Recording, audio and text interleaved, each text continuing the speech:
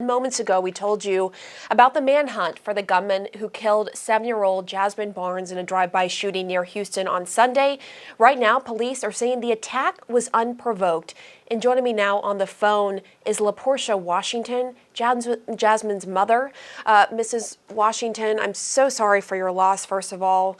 Thank you so much for talking to us during this difficult time. I know you're in the hospital right now recovering. This is still very raw for you and devastating for your family. Your family can't physically be there with you to comfort you because you are recovering in the hospital. But tell us, what is going through your mind at this moment? At this moment right now, every time I wake up, I want it to be a dream. I want to wake up and see my 7-year-old run through the door and give me a hug and a kiss. It's all so unreal to me right now. And it is so raw. It's only been 2 days since this happened.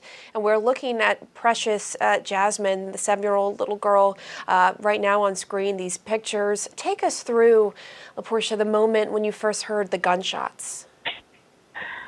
When I first heard the gunshots, my first reaction was to tell all my kids to get down and to cover my oldest because she was in the front seat with me. So I dived over her, I covered her, and my window, the window broke. The driver's side window shattered from the bullet. And then the truck had drove off, sped off, and he continued to open fire at us as he was driving off. So, Go ahead. Yes, ma'am. Go ahead. I'm listening. Tell us about the gunman, and we're looking at a picture here of the red truck that police want viewers to take a close look at because you're still trying to find this gunman. But did you actually see him? Did you have direct eye contact with him? No, because when the shots had started, I was talking to my kids, so I wasn't looking in that direction. And so when they hit my window, I immediately looked the other way. But my 15-year-old daughter looked the man directly in his face and his eyes, so she seen him. Ugh. And police say that this was a random attack, totally unprovoked. Do you have a message? Right. I mean, so just really quick, just kind of set the scene for us. What were you doing that day? We got up.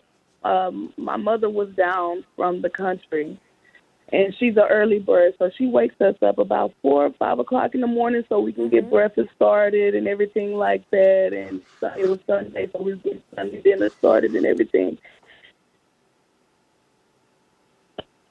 Well, we got let's go get coffee. We was dressed in pajamas. We didn't, we wouldn't even dress. We just went to go get coffee. And we didn't even make it to the store to get the coffee. And my daughter's life was taken from us over hatred, over whatever kind of feelings this man had in his heart. My child was taken away from us for no reason. And I had to think back in my head, I tried to run the play back in my head to see, did I cut this man off as I was driving, talking to my kids? Did I make a wrong turn? Did I make a wrong move in front of him? And I didn't do none of that. I didn't provoke him in any kind of way.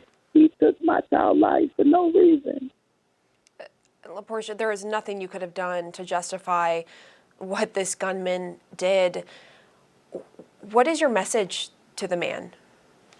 I just want him to be a man and turn himself in because my child I would never get to see my child again. And you took her away from me behind whatever that was going on in your head. And I don't know if it was some kind of hatred, violent hatred, if it was a hate crime or what it was.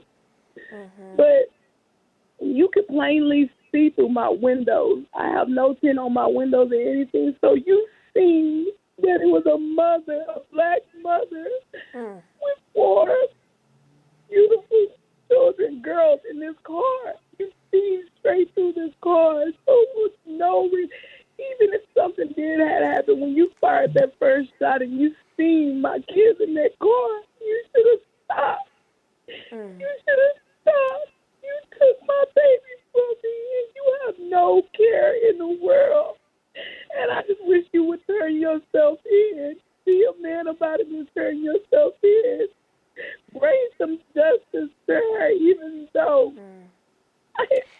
never bring her back.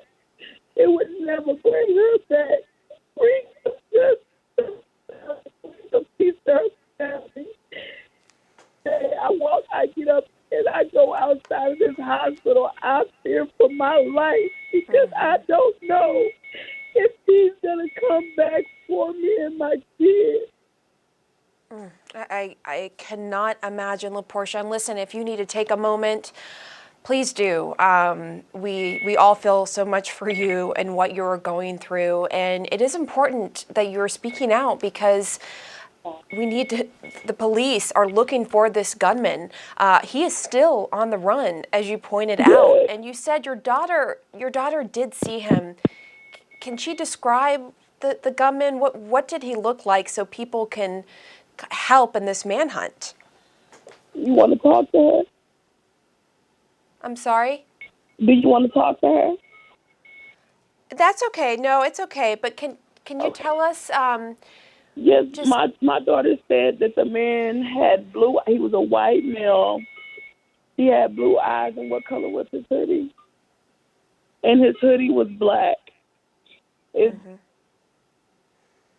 was a black hoodie. It's been descriptions going out that the hoodie had been red. I guess everybody is mistaken the color of the truck and with the color of his hoodie. His truck was red, but he was a white male with blue eyes and a black hoodie on. That's all she could see at the time because the sun hadn't even really came out yet. And we're just looking right here for our viewers. This is a picture of the red truck that you alluded to that the gunman was in, apparently. LaPorsha, how do you want Jazmine to be remembered? I want her to be remembered as a fun, outgoing, loving, caring, wonderful child. She didn't even get to live her life yet. She just told me not even a week ago that she wants to be a teacher. Ugh. And that's what she wanted to do. She wanted to be a teacher. And she didn't even get to live her life. She was so loving. If you look at these pictures of my baby is always smiling. She's always so happy. She did not deserve this. She was so outgoing. When I say she was so loving, she used to wake me up every morning with a kiss, with a hug. She would tell you how good you smell. She would tell you how beautiful you were. She didn't care about none of this madness in this world. She just was so happy.